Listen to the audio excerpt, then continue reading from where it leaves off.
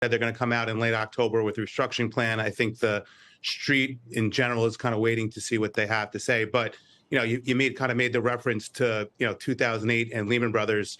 If you kind of compare and contrast just the financial services system in general today versus then, it's remarkably different in terms of just the capital, the liquidity, the health of the balance sheets of the banks, particularly in the U.S. So I do think it's not a great comparison to make. Okay, so let's take... So as a general rule, to receive Social Security payments in retirement, a recipient must have worked and paid into Social Security systems for at least 10 years. If you choose to start receiving payments at the earliest allowable age of 62, your maximum possible payment is around $2,300 per month, and the maximum increase is around $3,300 at age 66 and 4 months. At age 70, you can receive the maximum amount of benefits, which is $4,100. Now, designed as a supplement to pension and retirement savings, Social Security currently replaces about 40% of the average American's retirement income. 4 in 10 Americans have the monthly payment as their only source of income in retirement. And according to advocacy groups, seniors are struggling financially due to the crisis, and this has led many people to push Congress for even more stimulus checks. Folks, President Biden just released a shocking announcement in regards to rising inflation. So hopefully we can now get a stimulus check for this. The administration has confirmed that they are now canceling billions of dollars in loan debt for many Americans. Not only that, but listen to this. President Biden said today that there is little he can do to lower the cost of gas or food in the immediate term, an acknowledgement that prices for those goods will actually remain high as he works to bring down other costs incurred by families. During an event on food shortages, President Biden told reporters, "There's a lot going on right now, but the idea is we're going to be able to click a switch, bring down the cost of gas, and the same thing for food."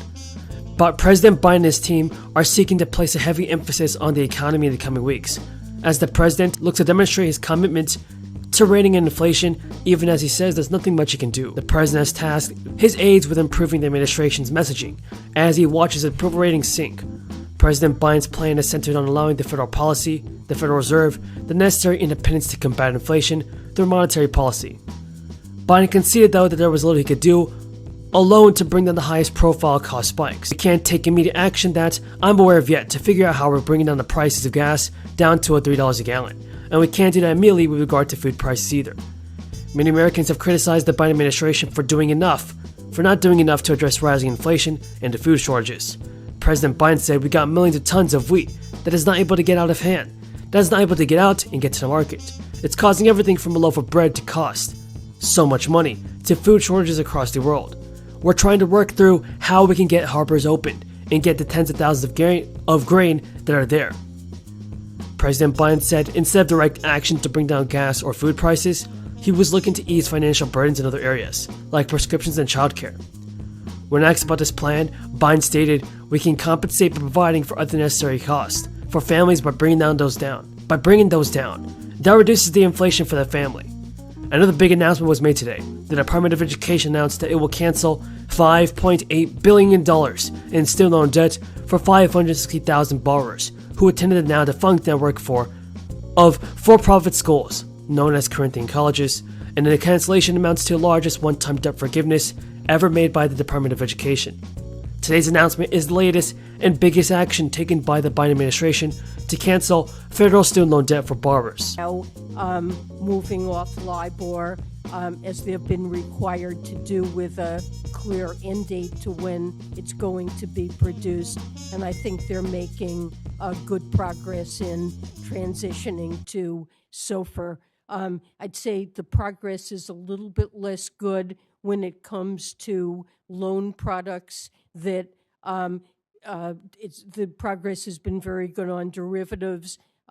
We do think it's important that banks choose indices that are robust based on strong data. We have some concerns that we mention in the FSOC report over credit-related indices that banks may use, but generally I'd say the transition is going well. Okay. Thank you. Thank you, Mr. Chair. Thank you, Senator Tull. Senator Warren from Massachusetts is recognized. State officials have actually detailed everybody some good news about the fourth stimulus check. So billions of dollars in extra relief funds have been allocated towards several new programs, and these programs will actually help millions and millions of people that are experiencing financial difficulties right now. So lawmakers are finally making progress on getting more stimulus checks out. It's just taken a while for them to process this. Cleveland City Council, for instance, has actually given the okay for another round of stimulus payments and funding that benefits that service social services and programs. And to help those facing eviction, the council has awarded $1 million in stimulus checks to give out to the city residents. So if you live in Cleveland, Ohio, you'll be getting a stimulus check, everybody, from the $1 million fund. Officials have talked to reporters and they said this money actually goes a long way, and the return on investment is incredible for the Cleveland community. Last year, close to $5 million of funds were saved in terms of missed work and actually opportunities for education and for folks that we help in the community. The Legal Aid Society of Cleveland has actually helped the residents facing stressful situations, including eviction, and it's really good news for the American people, especially as housing costs continue to rise. So when asked about the new plan, state officials said, "We're on pace to see a 30% increase in requests for housing help, and the post-crisis increase is due to a whole variety of factors, including housing conditions, rent increase, and inflation." City Council also approved use of stimulus funds for other social services. Nearly $3 million will be used to provide signing and retention bonuses for early childhood workers and education workers. Another $2 million will help families pay for childcare. The Cleveland mayor has actually unveiled a $100 million fund, everybody, for stimulus funding, with nearly half of it going to housing for all. So yes, it's not a $100 million stimulus check, but it's money being sent out to many, many people. And the proposed housing policies includes about $35 million to incentivize public and private housing, $10 million in home repair funds, and $5 million for revolving loan pool for contractors to build in underserved neighborhoods. City officials are now deciding how they want to vote on American Rescue Plan spending, whether they want to split the legislation into several bills or approve one single big bill. Whatever one they think is best, they'll do. Now here's some breaking news. According to a newly released budget from the Congressional Budget Office report, Joe Biden does plan to cancel a lot of student debt. He announced a forgiveness plan in August, and now it's finally time it's about to happen. The Congressional Budget Office, which conducts the nonpartisan analysis for Congress, warned in the report that the estimates are highly uncertain, and the estimates rely on a number of assumptions, including how many eligible borrowers apply, as well as what portion of the outstanding federal student loan debt may be, and the White House is expected to release its own estimate of Biden's student loan forgiveness plan in the coming weeks. The administration previously said the plan would reduce cash flow by about $24 billion in the first year, and under Biden's plan, individual borrowers who earned less than $125,000 in either 2020 or 2021, and married couples or head of households who made less than $250,000 in those years will see up to $10,000 of their student loan debt forgiven.